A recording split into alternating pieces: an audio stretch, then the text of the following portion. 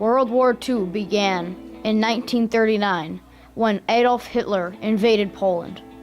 The Americans entered World War II on December 7th, 1941, when the Japanese military bombed Pearl Harbor, Hawaii. But I'm not here to talk about World War II. I'm going to tell you about this.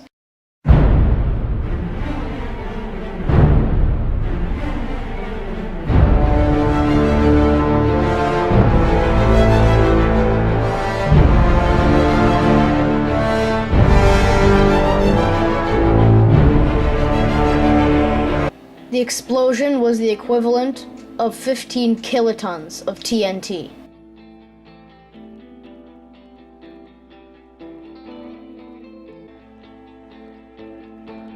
Beneath the center of the explosion, the temperature rose about 7,000 degrees Fahrenheit. Living people close to the middle point of the explosion simply disappeared. It created extremely dangerous alpha, beta, gamma, and neutron rays.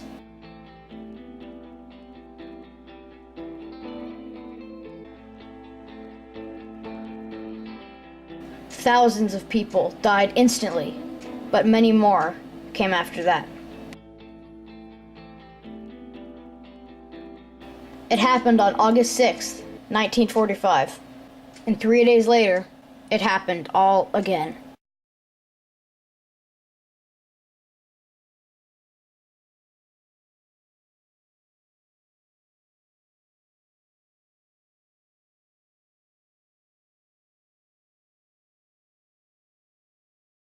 It was codenamed the Manhattan Project. It all began when the US was warned about Germany and Hitler creating a nuclear bomb themselves. Albert Einstein himself sent a letter to President Truman telling him to construct an atomic bomb. Since nobody knew the long-term effects of an atomic bomb at that time, American President Truman simply thought, hey, it's a bomb, we're at war, why don't we use it? This is what US President Harry Truman said about the bombing on Hiroshima. The world will note that the first atomic bomb was dropped on Hiroshima, a military base. We won the race of discovery against the Germans. We have used it in order to shorten the agony of war, in order to save the lives of thousands and thousands of young Americans. We shall continue to use it until we completely destroy Japan's power to make war. Atomic bombs work in a very simple way, and the bombs don't have to be very big, but they can still create a massive explosion. The process that makes an atomic bomb explode is called nuclear fission. In an atomic bomb, one of two things are what cause the explosion, either uranium or plutonium. These are two very unstable substances. The uranium or plutonium is unstable and radioactive. The atoms inside the uranium or plutonium are constantly falling apart, breaking up into smaller elements. Every time it does this, it releases extra energy it doesn't need anymore, as well as a few leftover parts. These escaping parts are what we describe as radiation, and radiation is extremely deadly. When this happens, though, the uranium or plutonium does not explode, it simply warms up, so it can't be considered an explosion. What makes it explode, though, is TNT.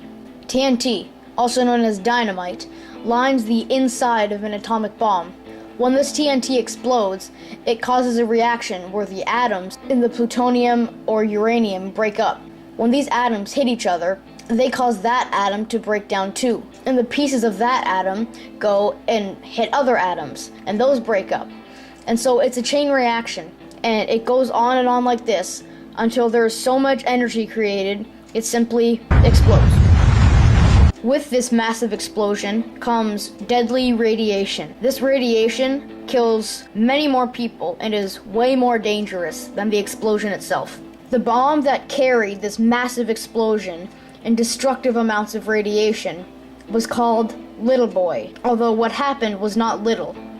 Little Boy was the first bomb dropped on Hiroshima. The plane carrying the bomb was named the Enola Gay. It was piloted by Commander Colonel Paul Tibbets. The plane itself was a B-29 Fortress bomber.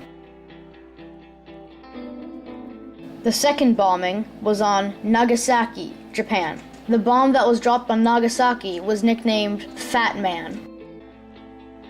Nagasaki was not their primary target. They were aiming for a place called Kokura in Japan, but Kokura was covered in heavy cloud cover, and so they moved to their secondary target, Nagasaki. Within the first 2 to 4 months of both the bombings, the effects killed 246,000 people. Imagine Nova Scotia. Every single human in Nova Scotia dead. That's what happened in Japan. These deaths, for the most part, were not caused by the explosion. 60% of these people died from flash or flame burns. 30% from the falling debris, because the atomic bomb destroyed buildings for kilometers around with the massive shockwave it created. And 10% from other causes.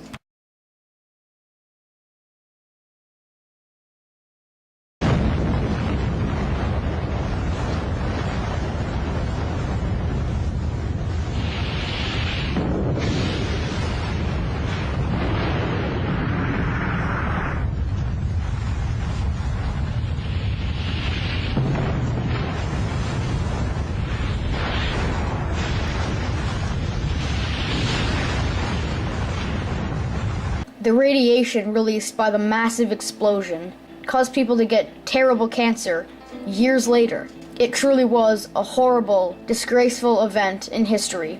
But think, the Japanese tortured and starved thousands of American servicemen, and nobody, not even President Truman, not even Albert Einstein, who sent the letter to President Truman telling him to make the bomb, none of them knew the effects of what would happen when this bomb was released and blew up on Japan. The only reason these bombs were dropped is because the war was still raging, and President Truman thought that hundreds of thousands of American lives would be saved with the dropping of the bombs. They were simply hoping that Japan would surrender.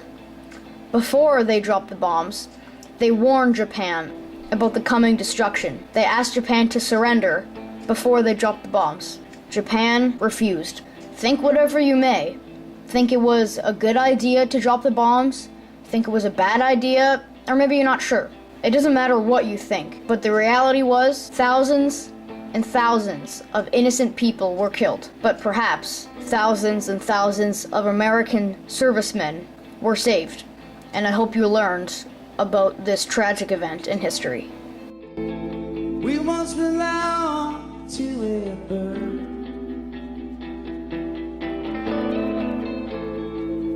Cast a shadow